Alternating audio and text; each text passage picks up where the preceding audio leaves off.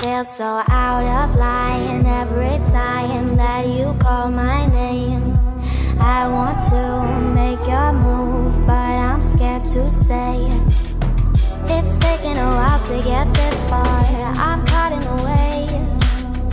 It's taken a lot to get this close, we're one and the same, chasing colors after dark. Hello lads, what's up? It's Paynos. When Craig Neal and VW gave me a call and asked if I wanted to come down to Milton Keynes and drive a load of their new cars, who would I be to say no to that?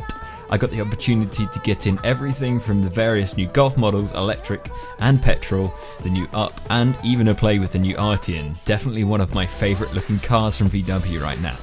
Sadly, being a young hooligan, I was limited to 180 PS cars and under. Not that that spoiled the fun too much.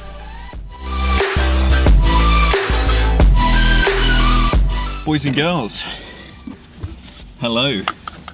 And what do we have here? Well, welcome to the E-Golf, my first ever electric car that I've ever driven. So, electric Golf, E-Golf.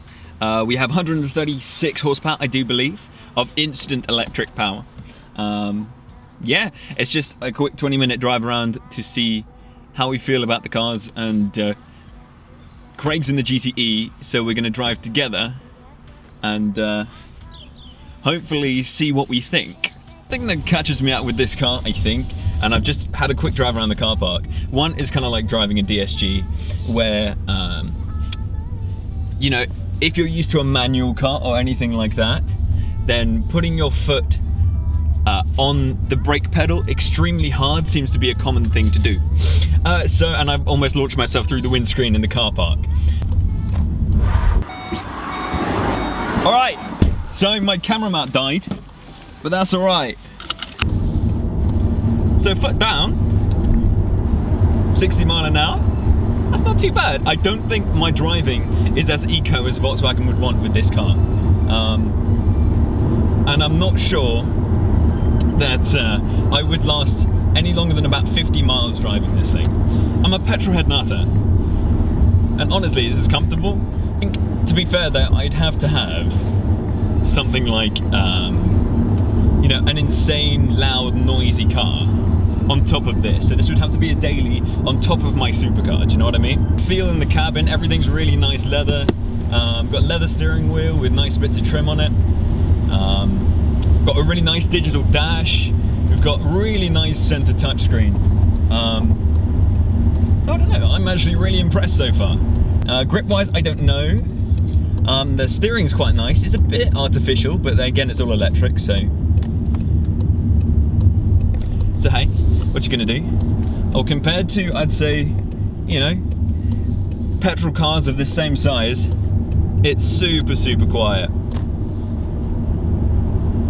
And I think I'm eating through the range slightly faster than I should be. The suspension feels really supple, and I'm guessing that's probably fair game because it's, you know, it's not a performance Golf, even though it is actually quite quick, and you actually do get a shove back in your seat because of that instant torque. Would I want to see a performance model of this car? Absolutely I would. I think that would be fantastic. Should we have a chat? Yeah. I could do with some sportier seats maybe, but it actually has got some quite nice support as well. As well as, like I said, the materials are nice. The dials are, yeah, quite cool. It's all automatic, dual zone climate control, I think, on this one. And a nice little touchscreen. Oh, it's got gesture control. Hang on, we're gonna show you this. Because I put my hand near it, and it starts to react. So Craig, what did you think of the GTE? Because to be fair, I like the look of it. It looks pretty similar, right? It looks awesome. Now let's get a nice shot of these two together. I mean, they're pretty much the same thing, except the petrol engine fell out of that one, I think. Yeah, basically. This one's pretty quick though. So it's got 0-60 of 7.4. Which is nippy, actually. Yeah, it goes up to 138 as well, so imagine it picks up torque at a later point.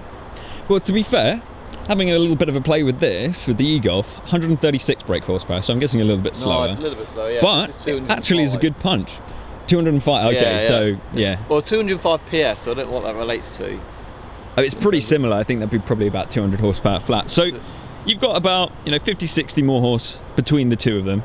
But having a play with the E-Golf, the low range punch is actually really quite impressive. Really? That you talk like the 0 to sort of 30 talk? Yeah, absolutely. Because if you had a migraine, yes. I tell you what, this would be the perfect car. That should be the slogan, right? Volkswagen E-Golf for when you have migraines.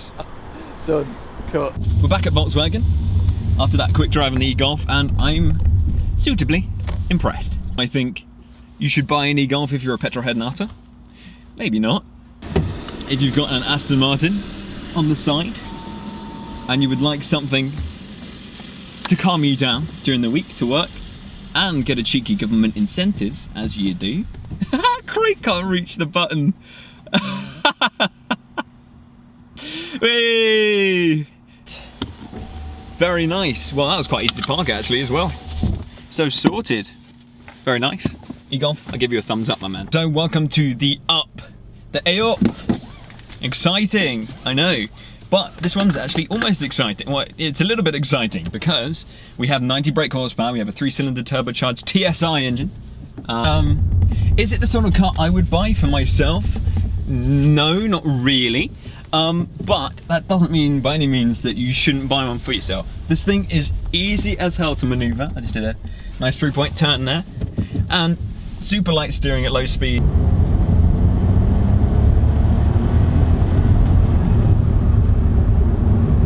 TSI boys. Clutch is very light. The feel of the car is in general quite light and easy to drive, and I guess that's their demographic. Who's gonna buy this car? I think they're trying to aim for the people who aren't necessarily, you know, into sporty cars particularly, but they want a car that's good on fuel, which this is, that is, you know, not horrendously sluggish, which this isn't. I mean, it actually pulls quite nicely, and it doesn't feel like you're gonna be dangerously slow at any point. I would like the steering to come closer to me. That's definitely something I would want. The suspension's quite soft and pliant, and it doesn't feel like there's too much body roll, which is nice, because sometimes these soft eco cars can roll like hell, and it's a little bit disconcerting sometimes. So these are actually quite fun. These seats are interesting where they've got like no normal headrests, they've just got these sort of upright ones, which are interesting because they're not like, you know, normally adjustable. So steering wheel's quite nice. There is some sort of white plastic in the center, which is sort of trendy, but it isn't necessarily the nicest to sort of touch, as it's a bit like tappy. And the dashboard's a bit similar as well, though it does look quite fancy, so I'll give them that.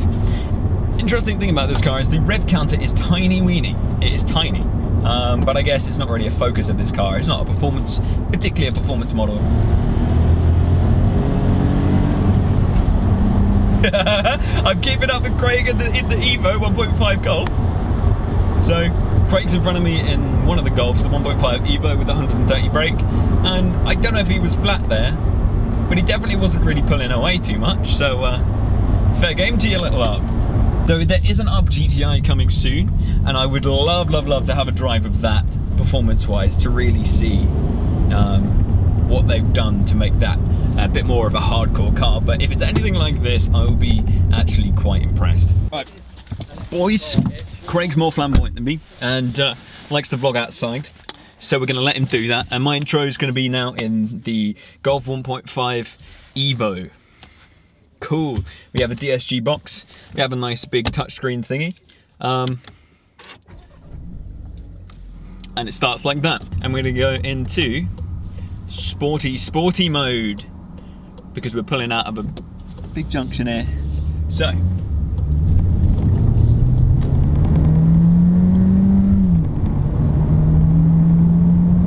and you see the E-Golf is pulling away from me, to be fair. So sport mode's kind of holding the revs a little bit longer. So when you're going onto a motorway on-ramp doing sensible things, it's not going to sort of bog you down too much, which is nice. The throttle response isn't too bad. God, the steering is really quite heavy. Fairly small engine considering it's a 1.5 with a big meaty turbocharger. Let's go into manual mode. So away from me is up, towards me is down.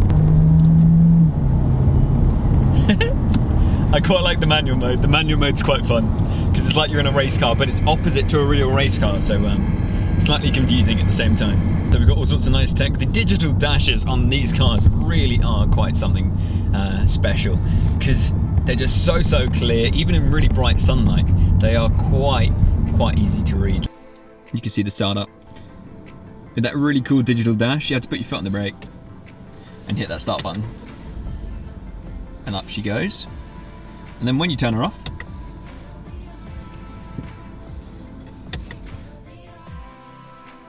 look at that. You get a little Golf pulling up and it tells you how far you've gone and how... Damn. So my makeshift tripod being a 1.5 litre Golf Evo. What are my thoughts so far? Well, we've driven the Evo, we've driven the E-Golf, and the Up with 90 brake horsepower. I think my favourite actually so far has been the E-Golf. Honestly, the way it delivers the power is just flat from the bottom up.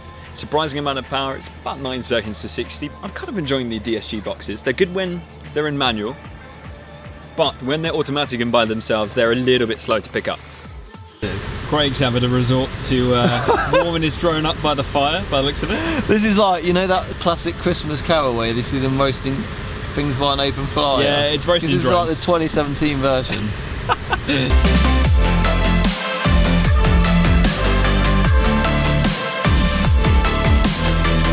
Alright, so this is mission Craig, don't crash your drone.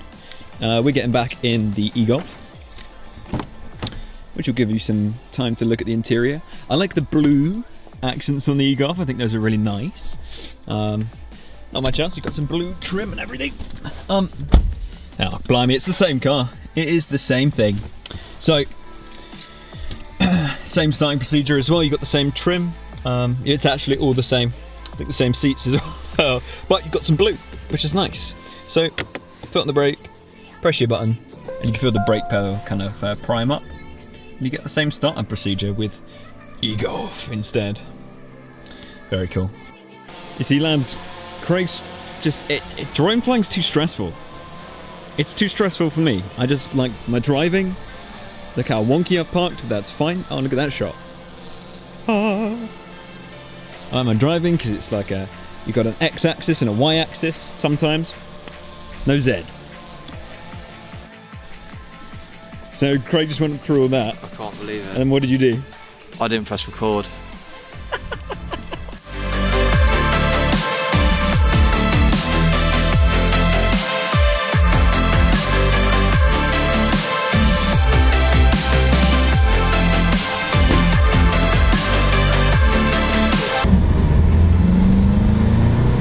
Well, that one's the go, doesn't it? Hey, yeah. Very nice. It's definitely quicker. This is the way to go. It's flat.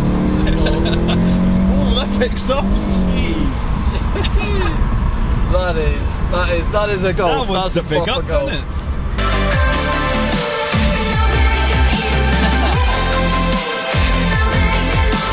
Normally when you get a hot hatch, they're normally pretty crashy, the suspension's a bit too hard for just normal driving. Yeah, that's right. But this is actually pretty comfortable. And it's the same with the GTE, you've got that ability to really go if you need it. Yeah.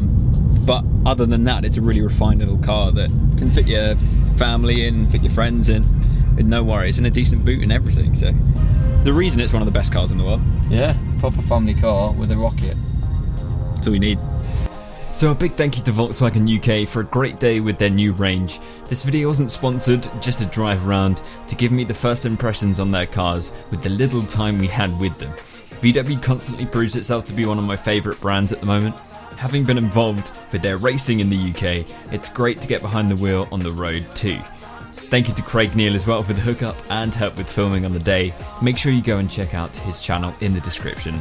Thank you for watching, drive safe, and I'll see you in the next one.